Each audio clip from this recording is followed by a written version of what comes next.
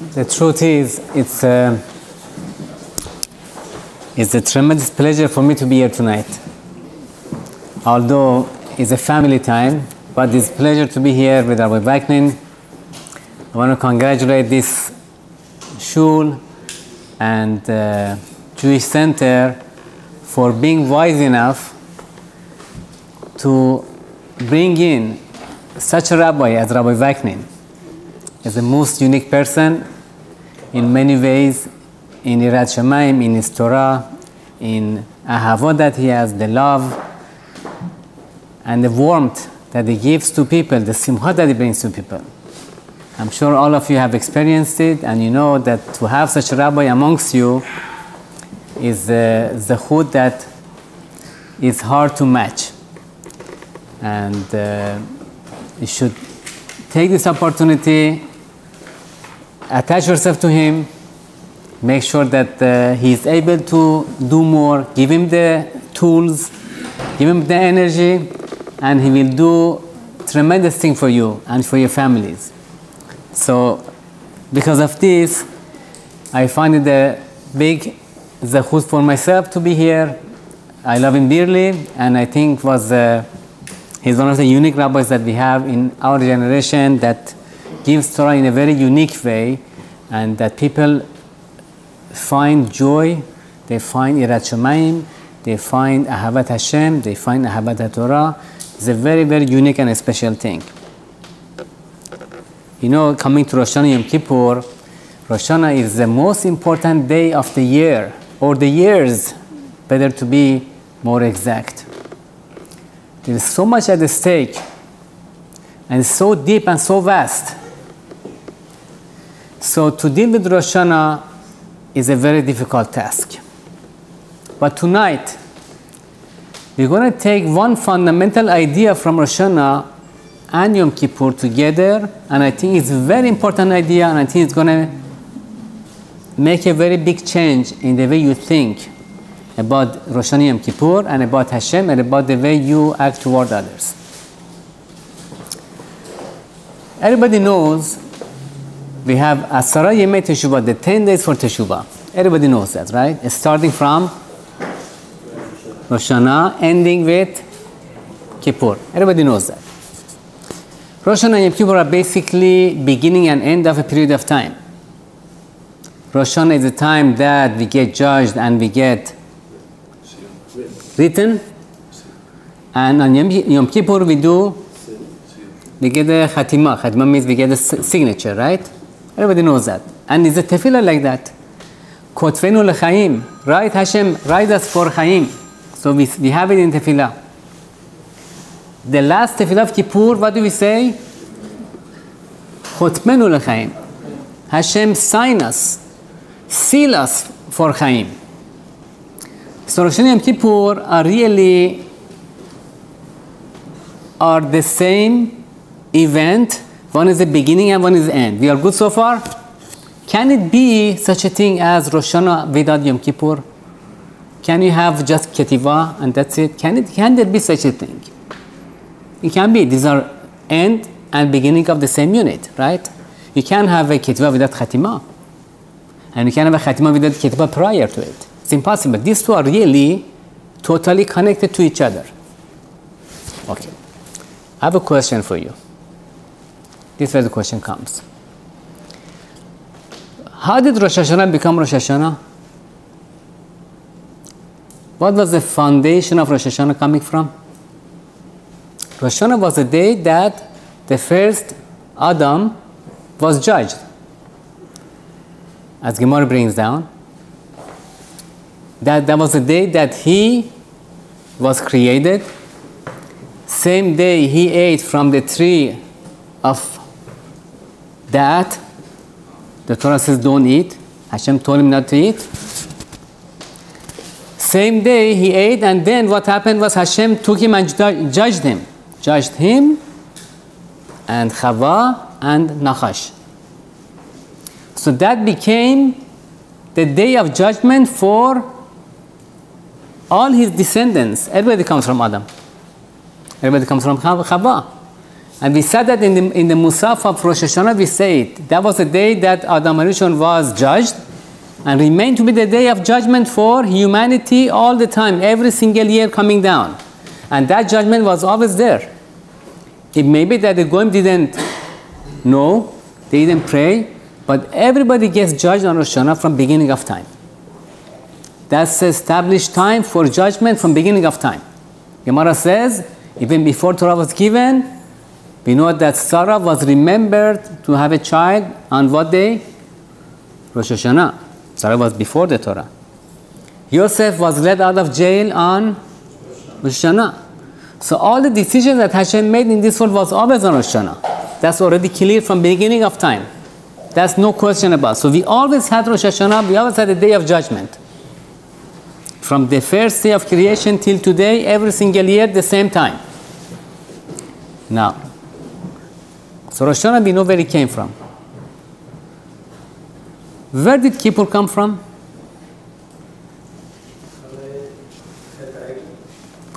Very good. If you look at the Rashi in Parashat Ekev, which is also Gemara that is quoting, there was Matan Torah on Zayin or Vav of Sivan. 40 days Moshe Rabbeinu stayed in the mountain. He came down on the 17th of Tammuz. He broke the Luchot. He went up again 40 days to pray for forgiveness. He came down last day of Elul, which is coming up very soon, next week.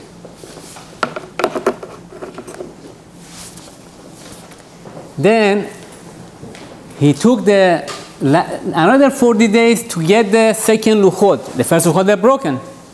He came down on what day? Moshe Rabbeinu came on what day to bring the Luchot? On Yom Kippur. We are good? And that day Hashem said to Moshe, Salachti kidvarecha, I forgive as you requested. And Chachamim tell us that from there on, it became that every single year there was a Yom Kippur that Hashem forgives the Chataim every single year since then. So there was a difference between the establishment of Rosh Hashanah from first day of the creation of Adam and Rishon and Kippur. There was about 2,500 years difference. How could there be a Rosh Hashanah for 2,500 years with no Yom Kippur? This is an open question. How can there be? People before didn't have a Khatimah. How can there be no Khatimah? Hashem made a judgment, no Kippur. Everybody in those times was regular human. They had lives, they had wives, they had work, they had children. Everybody needs a judgment and a seal. How could there be Rosh Hashanah without Yom Kippur? And there was for so many years. Until Matan Torah, and Hashem said, I am going to forgive. Oh, okay, now that I forgive today, Kippur, we're going to make a Kippur from now on. So Kippur came many years after Rosh Hashanah. How can there be such a thing? That's a tremendous question, and it's going to give us a tremendous angle into this day, into us and Hashem, and into us and ourselves. It's a tremendous idea you're going to come to.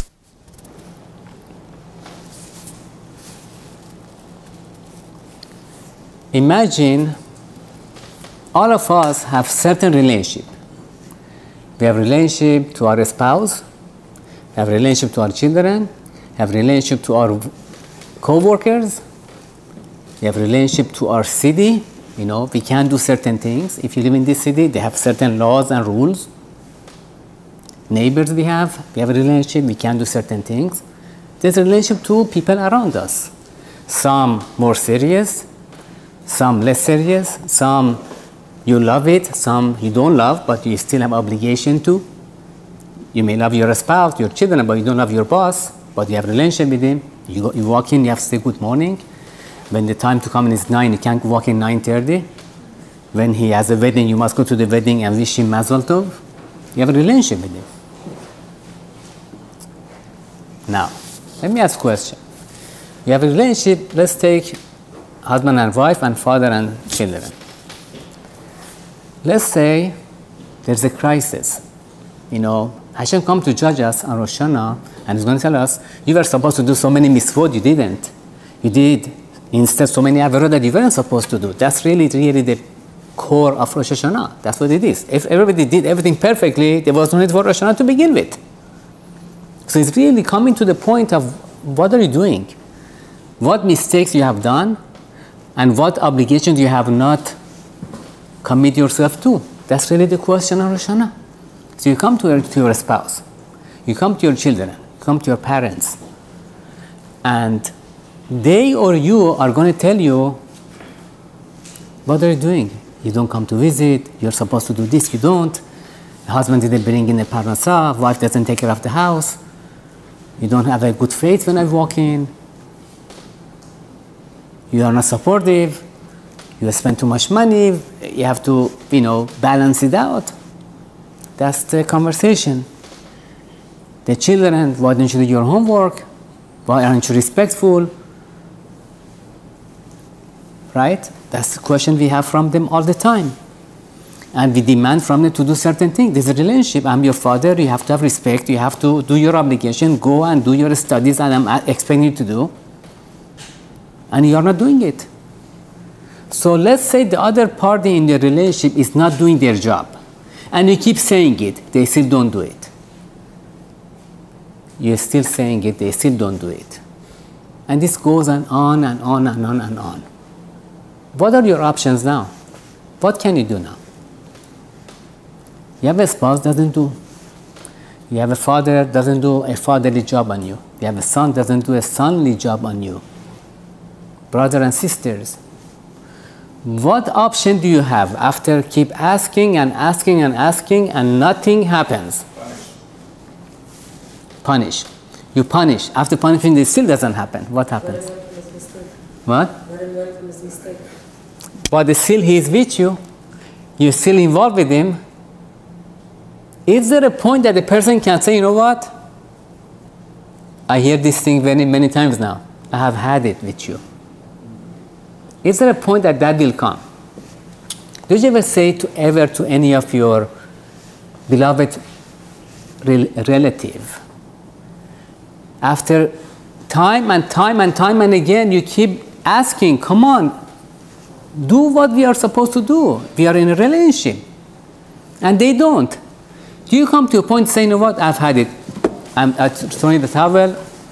I'm done with this. Have a good day. Goodbye. I don't want to see you anymore. Is there a point for that? Do you know people who came to that conclusion? Have you seen a father says, you know what, to his son, you know what, please don't come visit me anymore? Have you seen a son that says to his father, you know what, I never want to see you anymore? Mother, daughter, brothers, sisters, have you seen that? They may be safe, but they don't mean it. Okay, you're right. First time they won't mean it. Second time, third time. Okay. Okay, so the problem is you don't mean it. This gentleman is very correct. And you go back to the relationship, and again you see nothing is changing. Again, nothing is changing, and it's going a long time, year after year, nothing is changing. What would you do now? And this thing is so essential, so important to you, to the relationship, and they are not doing the job. What would you do now? What are your options? You threatened, you punished, you took away the stipend. I'm sorry? You see, in a relationship, we cannot pray to Hashem. We cannot tell Hashem, Hashem, do the job for this, for my son, for my father, for my wife. Pray for guidance. You can pray. You have prayed, but at the end of the day, relationship has to be the both putting in what they are supposed to. And they are not. You break it. Oh, very good. Our dear friend says they have to break it. It's an unbelievable point you are saying. This point, whatever you're saying, I think you have to break it. Yeah, fine, very good. So you see, let me tell you something. Very good point you made. Very good point all of you made. But you're talking about after whatever you offered as a solution was done, and we're still back to the same problem. The prayer I did, waiting I did, punishment I did, I even said, I don't want to see you anymore. And of course, after 2 weeks, I say, you know what, come on, let's go back. Because I can't live with. Then I see again, same thing is and over, even sometimes worse. And I'm coming to my wit's end. What's going to happen now? You will try to connect first before you preach. Whatever you offer, let's say we did that. You cannot. If you have a connection, you will always have a reception. If you don't have connection, you will never have reception. The point is, relationship needs both of them to put in. Let's say one person doesn't put in anything. Because he doesn't understand. Because he's not. Whatever there is a need, you're in a relationship, the person is not putting in. What are you going to do now? Have you ever seen or heard, imagine for example I'm saying, you're a gentleman, let's say there's a man married to a woman. Woman doesn't do anything in the house. You come home, no dinner, no cleaning, doesn't do. Doesn't take care of the kids, doesn't do. Sitting on the couch, playing gadget. What would you do? So a week, 2 weeks, a month, 2 months, you will live with it. Can you live with it forever? Whatever you have said and done, it doesn't change your habits. This vice versa too. Vice versa also. It's only against women. A woman has a husband, go to work. I don't want to work. Hashem is going to help us. A lot of too much emunah sometimes. Rabbi Vaknin told me I have to have emunah. So I'm sitting at the couch. Let's see. Keep the windows open.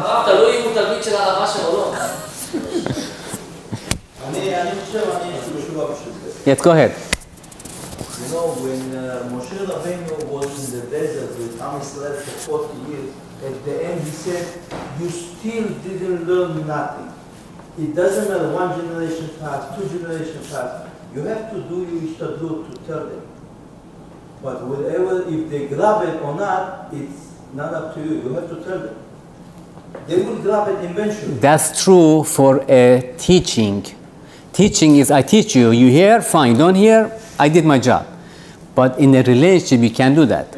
You go as a husband home, the home is a big mess, no dinner. The laundry is not done. Okay, one night I can live with it. Second night, third night, a month, 2 months, 3 months, 6 months. Every night I come home, there's no dinner. Laundry is not done. The kids are running around, nothing's happening. How long are you going to wait in this scenario and you continue? How long would you wait in that? The other person in the relationship is not doing what they're supposed to. אני חושב שאם אתה תעשה את זה, הוא אולי יהיה לו אכפת לו לעשות את זה אחרי זה. Okay, I agree with you. Let's say the man says, you know what, I'm going to become the example, I will do it. He will do it for 3 years and says, you know what, it's enough. Maybe now it's time for her to pick up. You stop, the house is the same as 3 years ago. What would you do now? Imagine whatever you offer is done already. What would happen now? Divorce. Divorce. Okay, fine. So fine, very good. Fine, very good. Go back to the roots. The court divorce is very expensive. You Go to mother-in-law. Go back to the roots. Go back to the roots. Go back to the roots. What do you mean? You mean to go to the Okay. So, okay, fine. So you know, so this is. I'm glad that everybody is involved with this question now, which is very fundamental question. It's a very, very important question. You're going to see how important this is, Mehmet. It's an unbelievable question. You're going to come to see it, how unbelievable idea it is. So the truth is, there is 2 kinds of relationships. There's a relationship that is disposable, and that's easy. Example, you have a worker, you're running a firm, you have a worker, you tell him, please come on time. 9 o'clock be here. He comes 10:15, 10:30. Okay, you live with it. You tell him, please, end of the week comes next Monday, please come on time. Doesn't come on time. Come on, we just start the office at 9, we need you to be here. Doesn't come on time. On top of that, you see that he is not acting friendly toward the customer. He said, no, customer comes, you got to be friendly. We don't want to lose a client here. You see, no, he's acting rough. You go a week, 2 weeks, 3 weeks, 4 weeks, you see, sorry, we can work together, I'm sorry, please don't come back Monday. That's a disposable relationship. Every relationship with you, I'm obligated to pay you, I'm obligated to be nice to you, I must make sure you have a lunch hour, I must make sure you have a decent salary that you can live with it. That's my obligation, it's a relationship. You have obligation too. Come on time, be friendly to the customer, we have to expand the business, you got to help me, the firm, to get, better grounds. You're not doing your job, sorry. From Monday, don't come back. So we are good? That's disposable relationship. There's a relationship that a person has, and that relationship is not disposable. You can't dispose of this relationship. Your father is not fatherly to you. He doesn't take care of you, doesn't pay your tuition, doesn't come home on time to take your hand, to go to have ice cream, doesn't sit with you to do homework with you, doesn't do. A year, 2 years, 3 years. Can you fire your father? Can you fire your mother? Can you fire your sister? Can you fire your brother, your son, your daughter? Even a spouse you can't really fire so easy. So such a relationship, you cannot fire them, but they don't do their job. What's the solution? It's not disposable relationship. What are you going to do now? Which was our question originally. What do you do? You have to keep on communicating. You continue. Going year after year, I'm already getting white. It's already getting white all over. He's stuck. You don't do anything either. Let them see that they need it done. You know what you do? You invite guests over. No. Because that's going to make you more frustrated. You come in, the table is horrible, and you lose all your respect. I was thinking do the mediator. Lowering the salary. You do what they do for yourself. Mediator. You have done that. They went through that. You have done that. Everything is done. You know what you do? You know what you do? You accept it. Guilt trip them. What? Guilt trip them. You did that. You know what you do? What do you do? You forgive them. You don't expect anymore. That's what it means. I don't expect. Because my choice is either to dispose of this person. I can't dispose of him, but I'm getting eaten up inside. My expectation should be not there anymore. Not that. No, I don't want to say you live. No, I don't want to say live with it. Maybe that's human. Live with it is not good, because live with it means I'm always full of frustration, but I don't say anything. That's not good. I forgive it. I forgive this person, and the forgiveness means in my heart I'm good with it. I'm happy. 30, 40 years. You're right. Right. And Rabbi, your father will always be your father no matter what. You could never cut him out. He will always be your father. No, no matter what. but there are people. No, but there are people who you're right, but they hold so much resentment. My father never did this for me. My mother never did that for me. Full of resentment. My brother, my sister, my son, my daughter, full of resentment. So here, Hashem had the same problem with us. He came on Rosh Hashanah, he kept every year the same thing. Don't do Averah. Do mitzvot. You come again, Rosh Hashanah again, full of Averot. Not mitzvot being done. A year, 2 years, 3 years, 1,000 years, 2,000 years, 4,000 years, 5,000 years. And it's already coming to the end of life, because life ends at 6,000 years. What was Hashem's solution? When he comes every year, he makes a cheshbon, and there is averot. What can he do?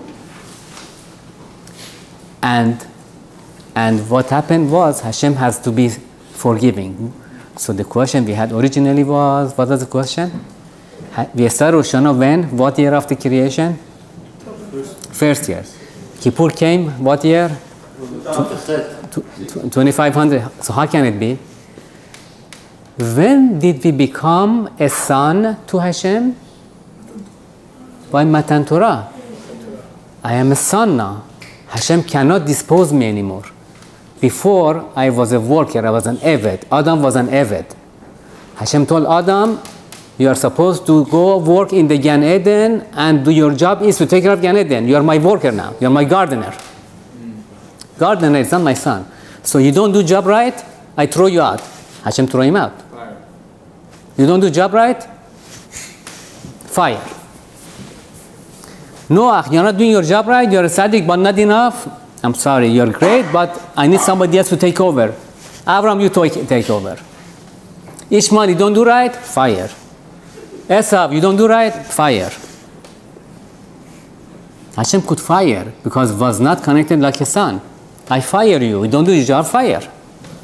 Comes Matan Torah, Beni Bechori, Israel. Now we became Bechor, Ben Bechor. Can you fire your Bechor? He's not doing his job. He's sitting on the couch all the time, playing gadget, doesn't do his job. He has a lousy attitude. He don't give him money, he cares you.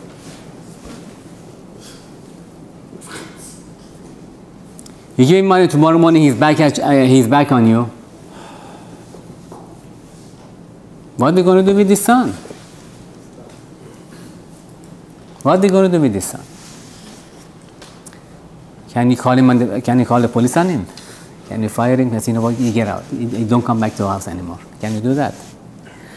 So you have a son. You have no choice but to forgive. So therefore, Hashem is teaching us in order to keep a relationship which is not disposable. We have only one solution. What's the solution? Forgive. Not to expect. We can't expect. He's not going to do it. You have to forgive. And that's what he used for himself. So that's what he's teaching us to do as well. And therefore, now we have, everybody has Rosh Hashanah. Do Goyim have Rosh Hashanah? Yes. Yeah, of course they do. We just said that. Goyim have Rosh Hashanah from beginning of time. Adam Arishon wasn't a Jew. He had the Rosh Hashanah. Avraham wasn't a Jew. He had Rosh Hashanah. Sarah had Rosh Hashanah. Sarah was remembered. Yosef was remembered on Rosh Hashanah. We said that. Everybody had Rosh Hashanah. Everybody has Rosh Hashanah. All the Goyim who die, when was the Gizardin for them? Rosh Hashanah. The one who are born, Rosh Hashanah. Who has only Kippur? Ben Israel. Why? They don't have Kippur. They don't need Kippur. Why? Because they are fireable. We are not fireable. We are a son. It's an unbelievable idea into Rosh Hashanah and Kippur. First of all, it's fundamental understanding. Now you understand what Rosh Hashanah and Kippur is. Second, you understand what is called a relationship. And it's teaching us how to be with our own relationship with the ones who are in touch with us. Every Jew is a son. And every one of us is supposed to be in that level of, you know what, the guy is not doing his job. He's not doing his job. Fire him. You can't fire. This relationship is not disposable. We can't fire. So what's the solution? Don't expect. This is it. Not to say that you accept it the way some were saying it. No, accept means I'm burning, I'm boiling with anger, but I can't say anything. Some relationship is like that. Some people with their spouse is like that. Their spouse is killing them. They are getting in a heart attack inside. Outside they can't say anything because they know it's going to get worse after. No.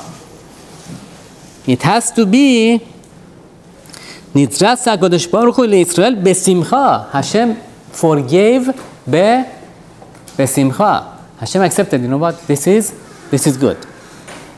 Israel is good. Israel is good. Does it mean a person should not expect anymore? No, we still have Rosh Hashanah.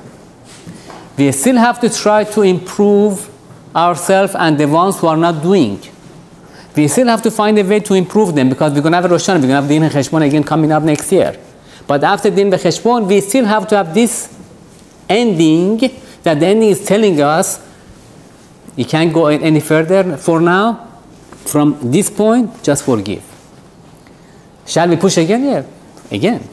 Let's try again. Maybe we can go one step further, 2 steps further. Try.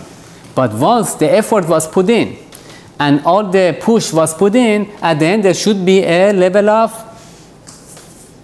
forgiveness, besimcha. This is it.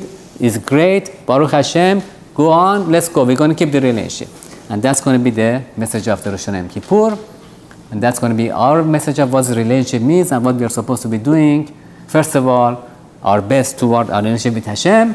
Second of to each other.